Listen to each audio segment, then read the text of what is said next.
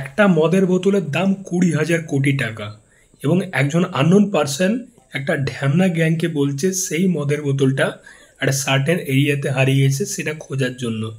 এই ঢ্যামনা গ্যাংয়ের মধ্যে রুদ্রনীল ঘোষ আছে, সৌরভ দাস আছে, পায়েল সরকার আছে, সুদীপ্ত আছে, এছাড়া রাহুল আছে, ঋষভ। একটা দারুণ কাস্টিং আছে কিন্তু সিনেমাতে।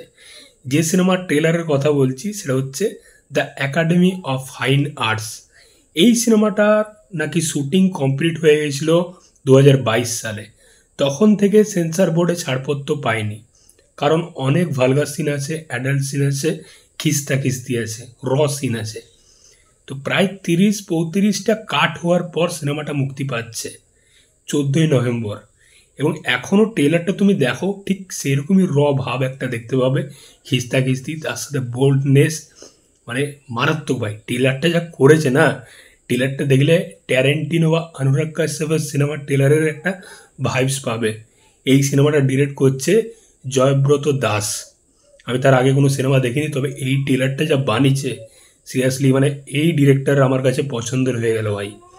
হেভি লেগেছে ট্রেলারটা, যেরকম ট্রেলারটাকে প্রেজেন্ট করেছে, যেরকম ট্রেলারটা স্টার্টিং হচ্ছে, হামে দুনিয়া কা পরোয়া নেই, এক একজন এক একটা ঘুষি মারছে, এক একটা নাম উঠছে। তো ওই সিনটার থেকে শুরু করে একদম লাস্ট পোর্শন পর্যন্ত যেরকম দেখতে পাচ্ছি, এবং ক্যারেক্টারগুলোকে যেরকম প্রেজেন্ট করেছে, রুদ্রনীল ঘোষ, সৌরভ দাস, পায়েল সরকার।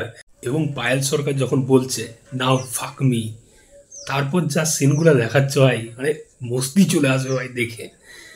পায়েল সরকারকে যা লাগছে, বোল্ড, হেভি হেভি যা প্রেজেন্ট করেছে না ক্যারেক্টারগুলোকে। একটা সিন রয়েছে যেখানে একজনের হাত পা একদম ধরে আছে, বিচিটাতে বল দিয়ে মারছে, ওই সিনটা ভাই সলিড। এবং এই যে নামটা দেওয়া হয়েছে না, the academy of fine arts, তো এই যে প্রত্যেকটা ক্যারেক্টার আছে এদের কিন্তু একটা আর্ট আছে।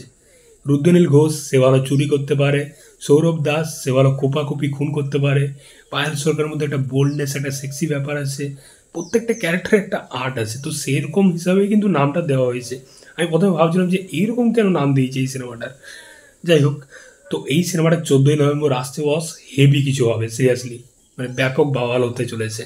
যেরকম ট্রেলারটা প্রেজেন্ট করেছে দুর্দান্ত, এবং ব্যাকগ্রাউন্ড স্কোর ভাই কি বানিয়েছে এটা, ব্যাকগ্রাউন্ড স্কোরটা সলিড। মানে এই ডিরেক্টরকে দেখে শেখা উচিত।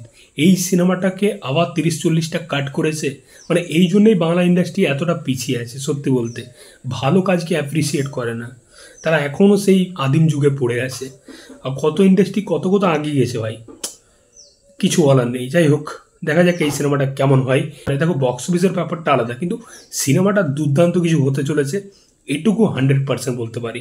ট্রেলার লেভেলে কিন্তু ভাই মস্তি দিয়ে দিয়েছে, সত্যি ভালোভাবে প্রেজেন্ট করেছে ট্রেলারটাকে, একদম সলিড, পুরো র আছে ট্রেলারটার মধ্যে, দেখলে ভাই মস্তি পাবে।